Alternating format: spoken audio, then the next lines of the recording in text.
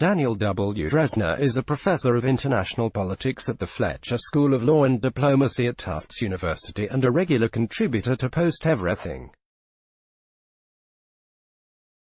September 12 at 7 AM Jeet Hee's recent essay in The Nation argues that the 2020 race has shifted the Democratic Party to the left.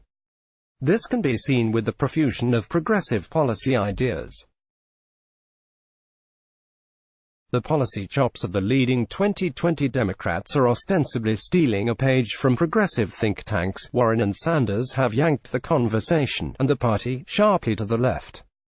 The upshot has been a Democratic Party that is more willing to argue over radical ideas than any other time since the days of Lyndon Johnson's Great Society. Nor are Sanders and Warren alone. Politicians often deemed moderate such as Pete Buttigieg and Kamala Harris have joined the policy arms race, with candidates trying to top one another with the competing plans to remake America. Suddenly the political conversation is dominated by ideas like Medicare for all, a Green New Deal, student debt relief, free public college, statehood for DC and Puerto Rico, and even Supreme Court expansion. It's telling that Warren has become a leading contender with the catchphrase, "I have a plan for that." Democratic voters seem positively hungry for plans. Hee is much closer to the pulse of the progressive wing of the Democratic Party than I am, so we'll take his word for most of the claims in the above paragraph. It is noteworthy that the policy initiatives discussed by Hee have little to do with foreign affairs. That might be because voters don't care about foreign policy. Or it might be that on foreign affairs, the story is rather different from the one that Hee portrays. As noted multiple times in this space, progressives have taken a much more serious interest in foreign policy than in previous election cycles. As with domestic policy, Bernie Sanders and Elizabeth Warren have been at the forefront of staking out a set of policies that rejects both the neoconservatism of the GOP and the centrist hawkery of Hillary Clinton. Pete Buttigieg has also spoken out on these issues. This has led to some imaginative ideas.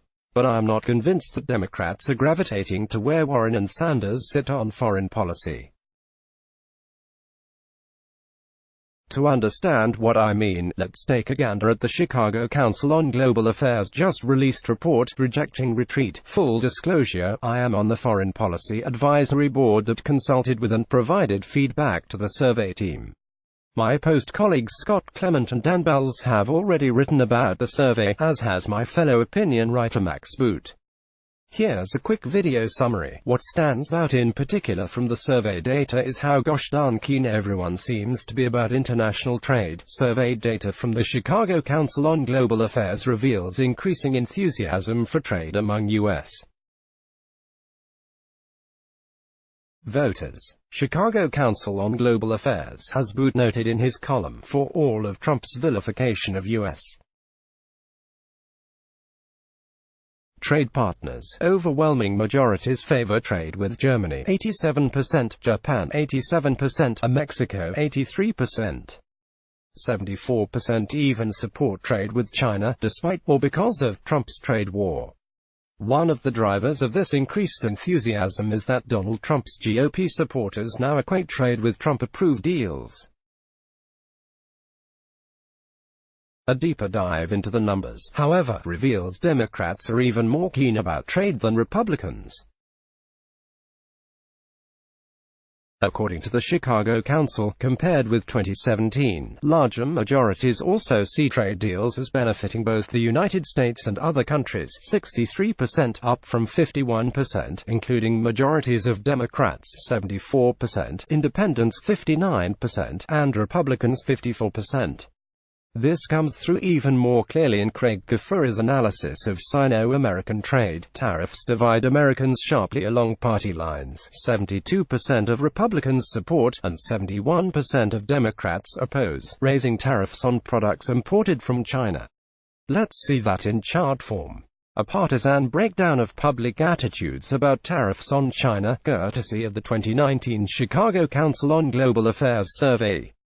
Chicago Council on Global Affairs, a partisan breakdown on U.S. attitudes toward trade with China, courtesy of the Chicago Council on Global Affairs 2019 survey. Chicago Council on Global Affairs. The data here is incontrovertible and jibes with findings from Gallup and other polling outfits. Democrats have shifted toward being very positive about trade with the rest of the world, including China.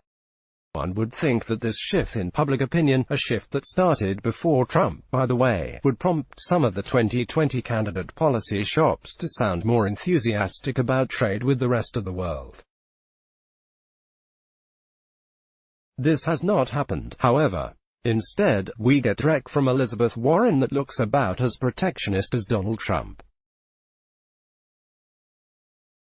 We get Joe Biden sounding more hawkish toward China than he did a year ago. The best of the lot is Beto O'Rourke, but that is a low bar. For a group of candidates who claim they want to restore America's standing in the world, they sure do seem reluctant to embrace one of the most obvious and reliable tools in the policy quiver. Whenever I politely raise this point in online conversation, I am told that Democratic support for trade is shallow, or that the shift is a pure partisan reaction to Trump.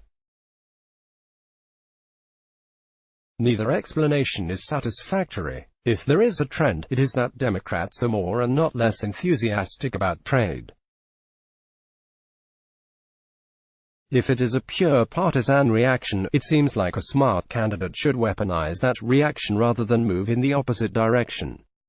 Instead, Democrats are acting as though there is some trade-based interest group akin to the National Rifle Association that will nuke them if they express an iota of enthusiasm about globalization.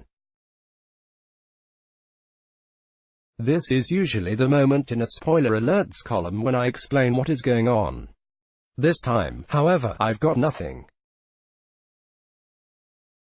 Democrats have grown far more comfortable with international trade than the candidates who want the party nomination. In a field this crowded, some of the leading candidates should gravitate toward that more popular policy position. They have not, and I would really like to know why. Let's block ads. Why?